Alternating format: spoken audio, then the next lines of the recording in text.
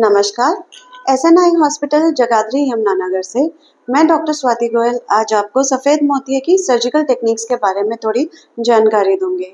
Mainly दो techniques follow की जाती हैं। Number 1 manual small incision cataract surgery short form SICS और दूसरा phaco emulsification short form phaco. जो SICS सर्जरी है वह 5.5 से 7 मिलीमीटर का एक कट लगाकर की जाती है। फिर भी इसको स्मॉल इंसिजन इसलिए कहते हैं कि जो पिछले 10 साल या जो कैटरेक्ट सर्जरी की जाती थी तब 12 मिलीमीटर 10 मिलीमीटर का कट दिया जाता था और टांके लगाए जाते थे। उनके कंपैरिजन में क्योंकि इसका कट छोटा है तब इसका नाम पड़ा स्मॉल इंसिजन कैटरेक्ट सर्जरी। इसमें टांके की ज़रूरत नहीं होती, इसका हीलिंग अच्छा है, 10 दिन में हीलिंग होना शुरू हो जाती है। तो अगर मोतिया बहुत पका हुआ है, एडवांस कैटरेक्ट है, तो उसमें यूजुअली सर्जन्स यही प्रोसीजर फॉलो करते हैं। दूसरा है फेको इमल्सिफिकेशन।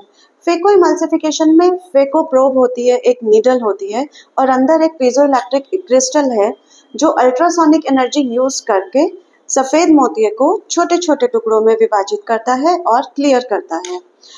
क्योंकि इसमें कट 2 से 2.5 मिलीमीटर का दिया जाता है तो सर्जरी का रिकवरी टाइम, हीलिंग टाइम बहुत कम है। सर्जरी बहुत फास्ट पेशेंट रिकवर करता है, रिजल्ट्स अच्छे हैं।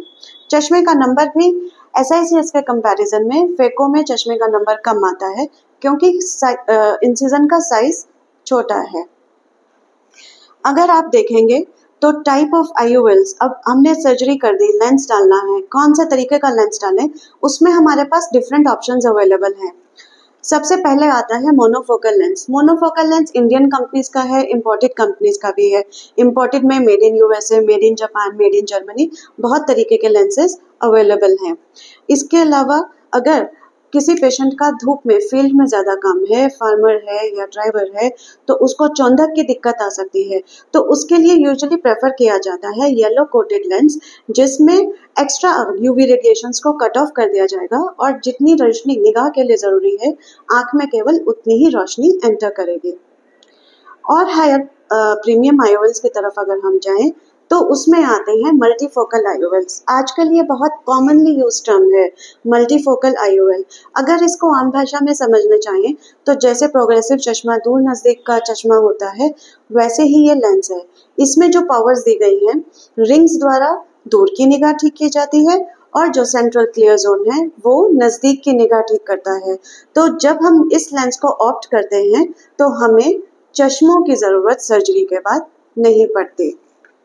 धन्यवाद।